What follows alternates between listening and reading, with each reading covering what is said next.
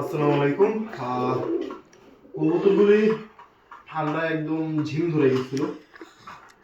মনে হলো যে লাইটের ব্যবস্থা ছিল না, মনে হলো যে একটু কাঠগুলি আগুন দিয়ে কবুতরগুলিকে একটু গরম রাখি। এই যে দেখেন কবুতর এখন পুরো সম্পূর্ণ অ্যাক্টিভ। এইটা ঘরে কেউ ট্রাই করবেন না, আমি নিজে ট্রাই করছি সামনে থেকে, খুব সেফ ভাবেই।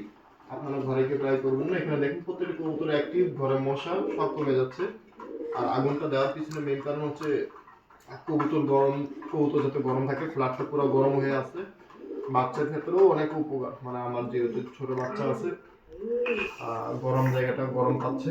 আর পাশাপাশি আমি সেফটির বিষয়ে যে জিনিসটা খেয়াল রাখছি, অক্সিজেন কিন্তু একটা ফ্ল্যাট, বন্ধ ফ্ল্যাটে কিন্তু বা বন্ধ রুমে যদি আগুন জ্বালানো হয় তাহলে কিন্তু অক্সিজেন থাকে না। এটার জন্য আমি অক্সিজেন আপ ডাউন মানে ঢোকার জন্য দুই সাইডের দুই রুমের আর কি জানলা খোলা রাখছি কিছুটা, যাতে অক্সিজেন খতম না কমে না যায়।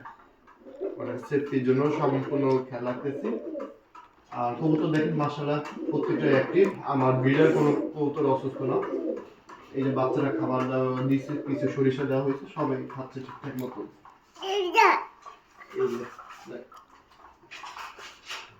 অবশ্যই ভিডিওটা শেয়ার করে দিবেন, আর অবশ্যই সাবধান, কেউ কখনো বাড়িতে ট্রাই করবেন না, ঠিক আছে? একটা ছবি তুলো।